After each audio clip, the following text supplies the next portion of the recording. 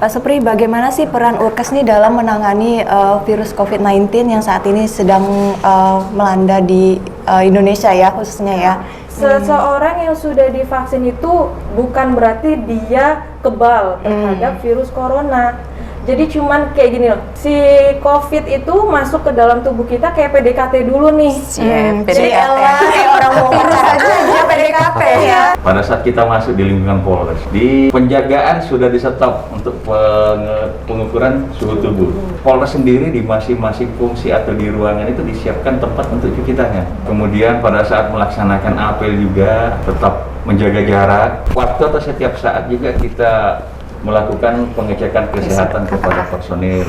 Pagi juga setelah apel untuk kebugaran, kita melaksanakan senam AWS ya. Oh iya. Assalamualaikum warahmatullahi wabarakatuh. Halo Sobat Dilan. Kembali lagi nih dengan saya Novi dan host baru kita, saya Nancy, dalam acara Dilan Dialog Kepolisian. Nah, hari ini kita sudah kedatangan narasumber kita dari Urkes Polres Kutai Kartanegara, yaitu dengan Bapak Supriyadi Nurdin selaku Pak Urkes Polres Kutai Kartanegara. Gimana kabarnya Bapak? Alhamdulillah kabarnya baik. Nah, kita juga nih lagi kedatangan dokter yang sangat cantik tentunya. Siapa itu Nancy? Ibu Dokter Harvina Dwi Apriliana. Apa kabarnya Ibu? Alhamdulillah baik. Semoga semuanya juga baik ya. Ya, amin. Nah, ngomong-ngomong nih Pak, Urkes itu apa sih? Singkatan dari apa atau apa gitu artinya? Urkes itu singkatan dari urusan kesehatan. Urkes kalau di kepolisian, khususnya itu di Polres, tingkat Polres Urkes. Kalau untuk tingkat Polda itu Big Dokes. Oh, berbeda namanya, tetapi urusannya tetap kesehatan pada anggota Polri gitu ya Pak ya. Lalu nih, tugas dan tanggung jawab Bapak selaku Pak Urkes Polres Kutai Kartanegara itu apa sih Pak?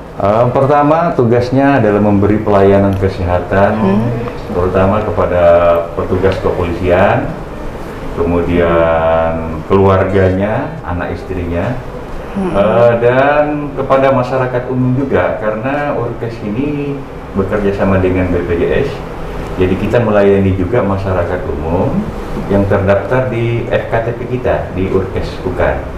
Oh begitu Bapak. Nah, untuk jumlah personilnya sendiri Pak di Urkes ini berapa? Ada 10 orang. Ada 10 orang. Jadi ada medis, yaitu ada dokternya ada 3 orang, kemudian perawat ada 3 orang, bidan 1, sama apoteker 1. Oh gitu.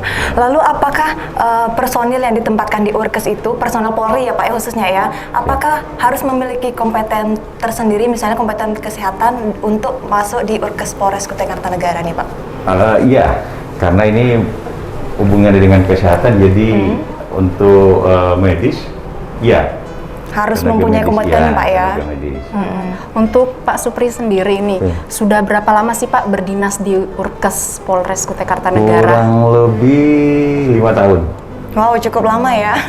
Alhamdulillah. Nah, kita beralih nih ke dokter cantik. Iya. Gimana kabarnya Ibu Dokter? Iya. Gimana? Bu, apa sih resepnya supaya bisa cantik?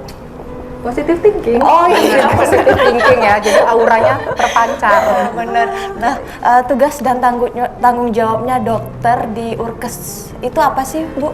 Nah, selain saya sebagai dokter untuk menangani pasien umum, saya juga di klinik Polres Kukar itu juga menanganin personel anggota Polri ya. Jadi bukan hanya pasien umum, tapi ada anggota Polri, terus dengan keluarganya, lalu juga ada tahanan yang masih acara penyidikan di klinik, tahanan yang masih proses penyidikan di Polres Kukar. Bahkan tahanan pun dijamin kesehatannya oleh Polres Kutai Kartanegara sendiri ya. Luar biasa sekali. Oh ya, untuk Sobat Dilan nih, perlu kita ketahui bersama, selain Ibu Dokter, ternyata Bu Dokter kita kali ini juga seorang bayangkari. Wow, bener ya? Polisi dong ya. Nah, benar. Nah, dari Bayangkari sendiri ini ya Bu, untuk kegiatannya, apakah ada kegiatan yang bertujuan untuk mencegah COVID-19 di pandemi kali ini? Oh, kalau dari Bayangkari ada ya. Jadi ada kayak bakti sosial, kayak pemberian masker gratis untuk masyarakat umum ataupun anggota, terus pemberian suplemen. Terus kalau untuk kegiatan Bayangkari sendiri sekarang tidak menggunakan tatap muka langsung. Jadi kita kegiatannya by virtual. Jadi kalau misalnya ada kumpul kayak arisan kan ada ya, arisan gitu. Kita juga semuanya secara virtual. Jadi mengurangi tatap muka langsung gitu. Jadi biar mengurangi penyebaran virus secara langsung. Iya benar, lagi pula kan kita tidak boleh berkerumun ya. Tapi semua kegiatan di Bayangkari masih tetap berjalan, tapi by virtual. Gitu. Dan pastinya sesuai protokol kesehatan ya, benar Bu. sekali. Benar. Nah, kita kembali nih kepada Pak Supri. Pak Supri, bagaimana sih peran Urkes nih dalam menangani virus COVID-19 yang saat ini sedang melanda di Indonesia ya, khususnya ya? Itu gimana Pak? Khusus untuk di Polres Kukar sendiri ya, Oh iya. peran kita sebagai Urkes ini saat ini sebagai garda terdepan ini untuk penanganan COVID ini, terutama untuk anggota dan keluarganya. Kita untuk penanganannya sebagai awalnya adalah pencegahan, terus untuk penanganan untuk anggota yang kena dinyatakan terkonfirmasi positif. Nah kita ada terus untuk selanjutnya kita juga terlibat di kegiatan vaksinasi COVID-19. Kita sudah melaksanakan juga di Polres. Kita juga tergabung dengan gugus tugas ikut kegiatan vaksinasi yang dilaksanakan di GOR. Gitulah. Oh baik, begitu. Nah Pak, untuk perkembangan angka kasus COVID-19 sendiri di lingkungan Polres Kukar itu bagaimana? Alhamdulillah untuk saat ini kita kalau istilahkan zona ya zona hijau ya. Iya. Sudah saat ini tidak ada. Baguslah pelayanan untuk lingkungan Polres sendiri. Berarti Polri saat ini zonanya hijau ya Pak ya, tidak ada yang terkena virus COVID-19. Betul. Ya iyalah, gimana kita habis kegiatan langsung disuruh rapid test. Iya, benar-benar. Bukan rapid test, apa yang paling terbaru Antigen. Pak? Antigen. Yang lebih ini ya. Lanjut. Nah, kembali ke Bu Dokter, mengenai vaksin nih, vaksin COVID-19. Untuk vaksin COVID-19 sendiri, bagaimana sih Bu efektivitas maupun mungkin ada tahapan-tahapannya itu bagaimana? Kalau untuk efektivitas, nah jadi vaksin sendiri udah pada tahu belum apa pengertiannya? Tahu, tapi kayaknya masih agak minta dijelaskan ya. Vaksin sendiri itu kan sebenarnya bahan antigen Ya. yang fungsinya untuk membuat kekebalan tubuh kita. Jadi virus itu dilemahkan atau dimatikan. Nah, untuk pemberian vaksin itu kan dari pemerintah itu sebenarnya untuk menekan angka kasus COVID, dan apabila kita mengalami gejala itu lebih ringan dibandingkan dengan orang yang tidak diberikan vaksin. Gitu. Berarti orang yang sudah divaksin nih Bu masih bisa terpapar COVID-19? Masih banget, masih bisa banget ya. Masih bisa banget. Iya, seseorang yang sudah divaksin itu bukan berarti dia kebal terhadap virus corona. Jadi cuman kayak gini loh. Si COVID itu masuk ke dalam tubuh kita kayak PDKT dulu nih. Jadi kayak orang mau virus aja dia PDKT ya. Jadi kayak tak kenal maka tak sayang. Oh gitu. Iya. Orang baru nih, kok nggak PDKT dulu ke gue, gitu kan. Jadi tuh si tubuh kita itu kayak harus mengerti dulu nih sifat dia seperti apa, dia biasanya seperti apa. Nantinya kalau misalnya ada tuh si virus masuk ke dalam tubuh kita nggak kaget.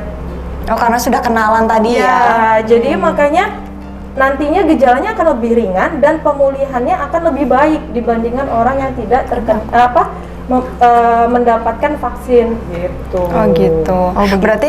Berarti salah banget nih ya pemahaman orang-orang yang saya nih udah divaksin, nggak usah pakai masker deh gitu ya kan. Salah banget ya. Iya, nggak banget. Jadi tetap harus pakai prokes ya 5M itu.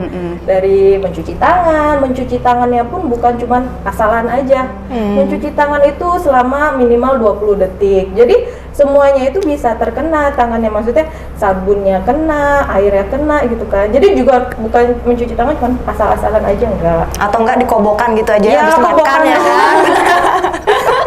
Baik. Ada banyak kan 5M, terus habis itu menjaga jarak juga katanya menjaga jarak. Tapi minimal kan ada minimalnya, minimal 1 meter gitu. Benar. Berarti nggak boleh pacaran dulu, Nen. Yang nggak boleh dekatan. Iya. Harus tetap jaga jarak. Vaksin juga kan hanya sekian persen aja itu Iya, Bapak. untuk bisa ibaratnya melindungi tubuh kita. Sisanya tetap prokes itu, terutama masker. Jadi masker tetap harus dipakai. Masker atau face shield ya, Pak? Iya. Karena saat ini kami lagi pakai face shield. Karena Nggak apa-apa. Asal jaraknya 1 meter minimal. Sebentar, udah saya ambil sesuai meter ya. dulu ya, Bu. Mungkin ini cukup 1 meter lebih. baik.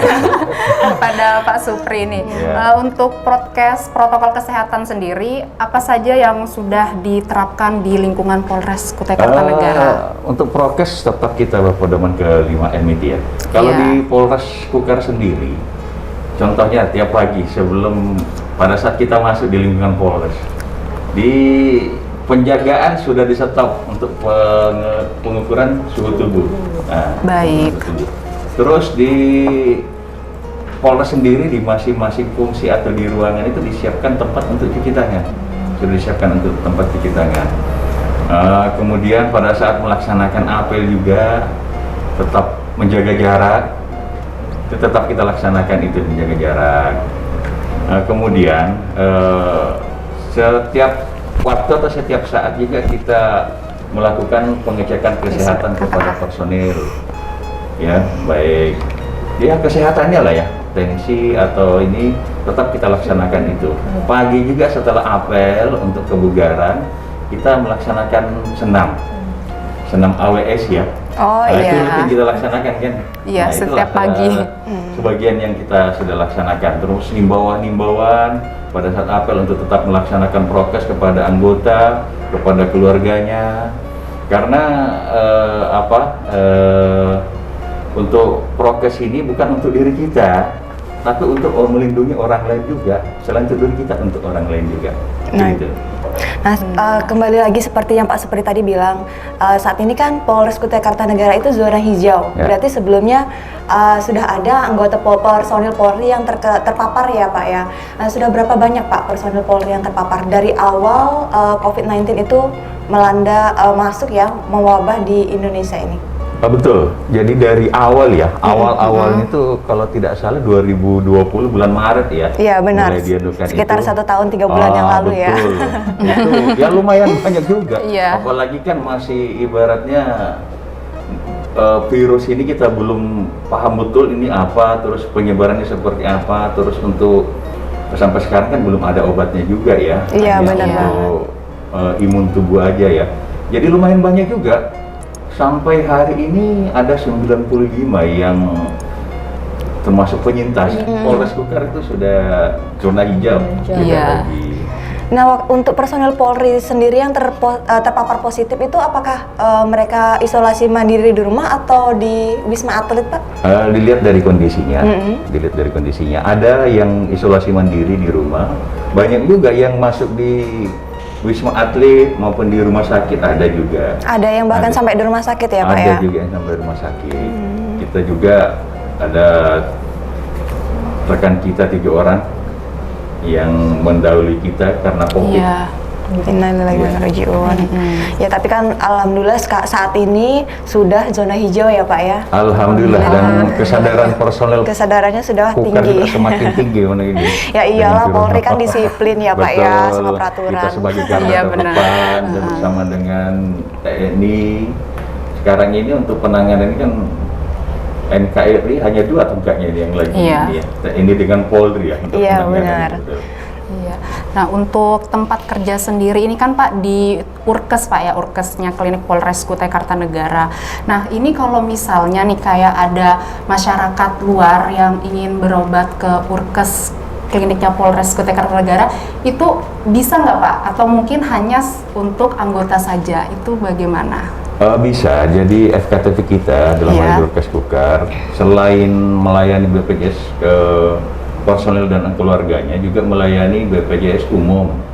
Jadi banyak di tempat kita juga yang orang umum yang berobat di tempat kita sesuai dengan BPJS-nya dia memilih untuk KTP mana yang dia untuk tempat berobat awal itu banyak juga banyak. Oh, jadi terutama sesuai. dari perusahaan banyak, Iya. perusahaan banyak. Gitu. Nah, kita kembali lagi nih ke Bu Dokter cantik ya. Bu, kan tadi berbicara tentang vaksinasi. Nah, kriteria apa aja sih Bu ya untuk penerima vaksin COVID-19 itu sendiri? Untuk kriteria itu ada banyak ya. Jadi sebenarnya itu memang yang paling utama dia tidak sedang terkonfirmasi COVID. Ataupun dia itu penyintas minimal 3 bulan sudah sembuh dari COVID. Nah, selain itu ada banyak kayak tekanan darahnya harus di bawah 180/110, ataupun kalaupun dia ada riwayat penyakit hipertensi, itu penyakit hipertensi yang terkontrol. Terus untuk ibu hamil masih belum boleh ya, tapi kalau ibu menyusui sudah boleh. Terus untuk umur vaksin sendiri itu dimulai dari usia 18 tahun. Berarti buat anak-anak masih belum boleh ya? Terus habis itu dari suhu, kalau si pasien itu datang untuk vaksin, minimal itu normalnya suhunya dia itu 37,5. Jadi pas waktu datang tidak demam, tidak sedang batuk pilek gitu. Sebenarnya ada banyak sekali ya kriterianya, dan kalaupun untuk pasien dengan penyakit komorbid atau penyakit penyerta seperti DM, gula, terus untuk penyakit paru, nah semuanya itu boleh asal dia terkontrol dan konsultasi dengan dokter yang menanganinya. Oh, gitu. Jadinya semuanya itu tetap bisa, tetapi tetap harus terkontrol. Nah, yang dimaksud terkontrol ini apa itu Bu Dokter? Kalau misal untuk seperti penyakit paru ya, kita contohkan kayak TBC atau flek. Nah, seseorang yang penderita TBC itu minimal 2 minggu itu dia harus rutin minum obat. Jadi tidak pernah putus obat. Nah, setelah 2 minggu boleh divaksin. Gitu. Terus kalau misalnya gulanya itu setiap saat dia harus meminum obat, makanya dinamakan terkontrol. Jadi tidak ada komplikasi akut lainnya. Gitu. Nah, baik. Ngomong lagi tentang vaksin, kan banyak orang nih Bu Dokter yang takut nih kalau divaksin COVID-19. Padahal kan jelas-jelas ini bisa membantu kita kekebalan tubuh ya. Imun kekebalan kita imun terbentuk. Emang ada maksudnya sebab akibat dari setelah efek ya, lebih tepatnya efek dari habis divaksin itu.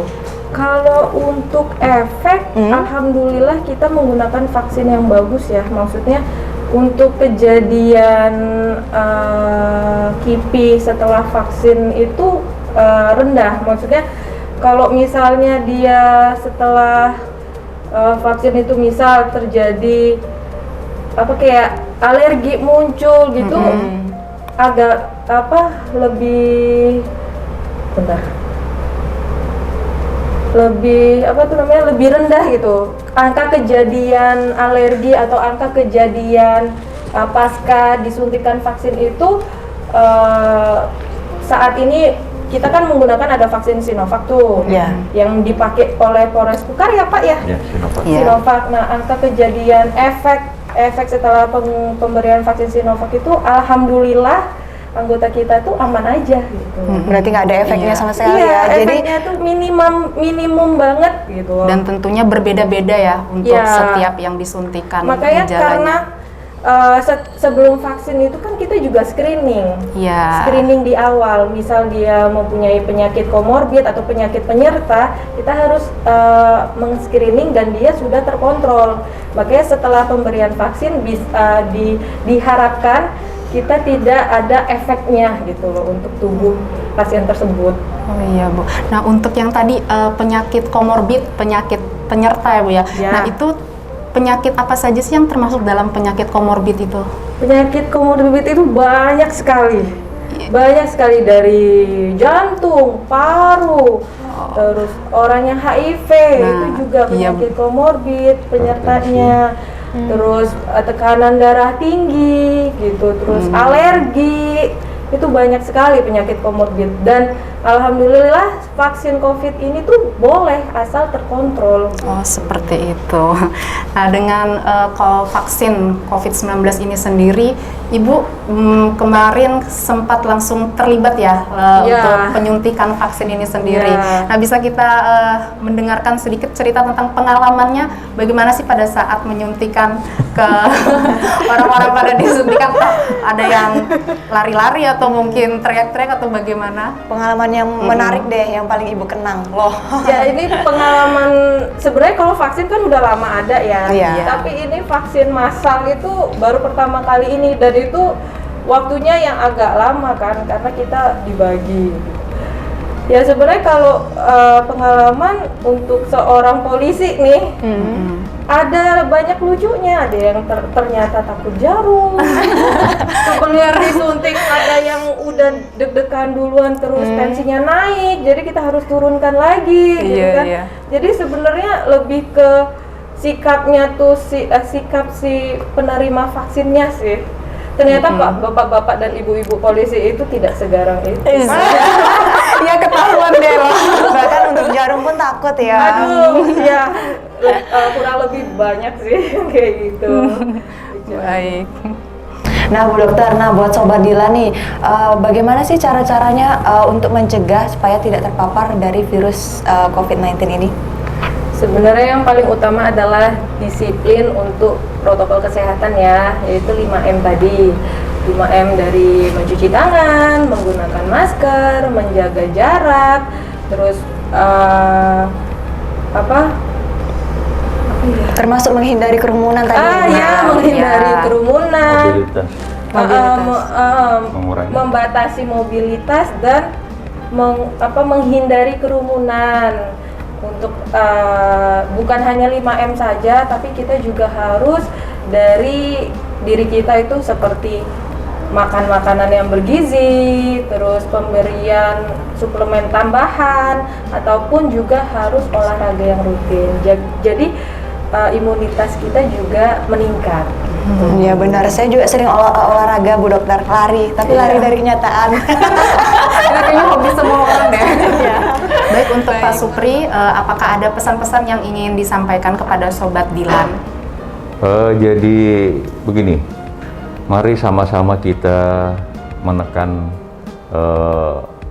laju penyebaran virus yang sangat masih masif ini ya, dengan menerapkan protokol kesehatan. Yang pertama, mari memakai masker, karena masker di sini selain untuk melindungi diri kita, juga untuk melindungi orang lain.